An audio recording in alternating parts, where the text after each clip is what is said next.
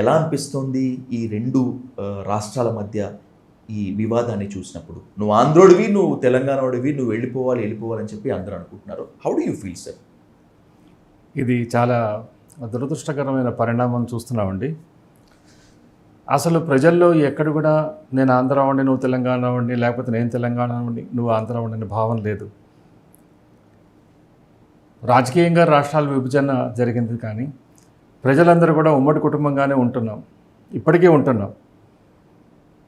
ఇచ్చిపుచ్చుకోవడాలు, పెళ్ళిళ్ళు, బంధుత్వాలు, చదువుకోవడాలు, ఎక్కడ విద్యా వ్యవస్థలు బాగుంటే అక్కడికి వెళ్ళి తెలంగాణ ఆంధ్ర అనే వ్యత్యాసం లేకుండా చదువుకోవడం. ఇదివరకు ఉమ్మడి ఆంధ్రప్రదేశ్ ఉన్నప్పుడు కూడా ఎవరు కూడా మీరు తెలంగాణ, మేము ఆంధ్ర అని చెప్పి అనుకోలే. రాజకీయంగా రాజకీయంగా నాకు గుర్తుండి మొదట చెన్నారెడ్డి, డాక్టర్ మర్రి చెన్నారెడ్డి గారు సపరేట్ తెలంగాణ స్టార్ట్ చేశారు. ఆ ఉద్యమం ఎందుకో నీరు గారిపోయింది, ఆయన ముఖ్యమంత్రి అయిపోయినారు, దాంతో తెలంగాణ మూవ్మెంట్ పడిపోయింది. దెన్ నాకు గుర్తుండి నా క్లాస్మేటు, నా క్లయింటు, చనిపోయిన స్వర్గీయ ఇంద్రారెడ్డి గారు జై ఆంధ్ర అని చెప్పని స్టార్ట్ చేశారు. సో జై తెలంగాణ అని స్టార్ట్ చేశారు. జై తెలంగాణ అని స్టార్ట్ చేసి ఆల్మోస్ట్ చాలా తెలంగాణలో అన్ని ప్రాంతాలు తిరిగారు.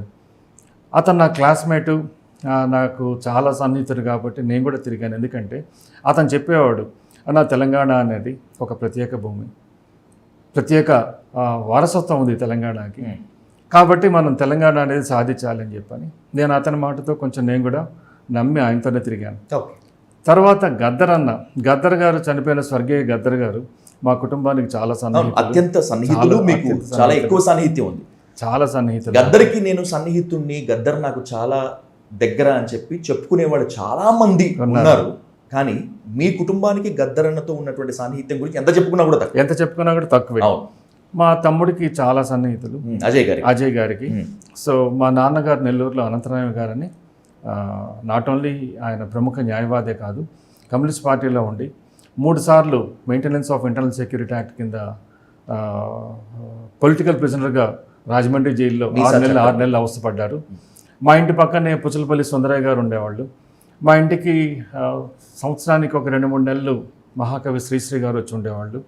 నెల వావిలాల్ గోపాలకృష్ణయ్య గారు వచ్చేవాళ్ళు. అంటే నేను ఎందుకు చెప్తున్నానంటే, ఈ కమ్యూనిస్టులు అనేది ఆ రోజుల్లో వాళ్ళు కేవలం ఒక సిద్ధాంతాన్ని నాకు ఎప్పుడు చెప్పేవాళ్ళు, మానవ సేవే మాధవ సేవ, మనుషులంతా ఒకటే, వ్యత్యాసం లేదు. పుట్టిన తర్వాత నీకు కులము ప్రాంతం అంటగడుతున్నారు తప్ప నువ్వు పుట్టినప్పుడు నువ్వు ఏ కులానికి చెందినోడివి కాదు, ఏ మతానికి చెందినోడివి. సో ఇంకోటి కూడా చెప్పాలి తెలంగాణ గురించి. మా నాన్నగారు 95 సంవత్సరాల్లో స్వర్గీయస్తులైనారు. ఆల్మోస్ట్ ఇప్పుడు 11 ఏళ్ళు అవుతున్నది. ఆయన ఆఖరా వయసులో మాకు చెప్పుకునేవాళ్ళు, మేము చిన్నప్పుడు ఈ రజకర్ మూమెంట్ కానీ లేకపోతే పటేల్ వ్యవస్థకు కొట్లాడడానికి ఆంధ్ర నుంచి చాలామంది కమ్యూనిస్టులు ఆయుధాలు తీసుకొని, కత్తులు, బరిసెలు, గొడ్డళ్ళు తీసుకొని మేము అక్కడ వెళ్ళి చాలా ఈ జరుగుతున్న అన్యాయాన్ని ఎదుర్కొని చేసామని అన్నారు. ఇది చాలా మోస్ట్ ఇంపార్టెంట్ క్వశ్చన్ పట్టాభి గారు. అంటే తెలంగాణ ఉద్యమంలో ఆంధ్ర వాళ్ళు కూడా పాల్గొన్నారు అనేటువంటిది ఒక స్టేట్మెంట్.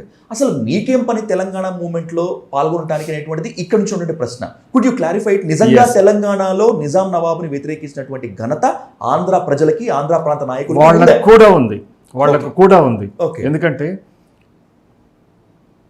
నిజాం రజకర్లు చేసింది మానవత్వానికి వ్యతిరేకం. అది ఈరోజు ఈ పాలెస్టైన్ కానీ గాజా మీద కూడా చిన్నపిల్లల్ని కానీ ఎవరన్నా కూడా విచక్షణ లేకుండా చంపుతున్నారు అన్నట్టు ఆ రోజు ఈ రజకర్లు ఆ విధంగా చేశారు.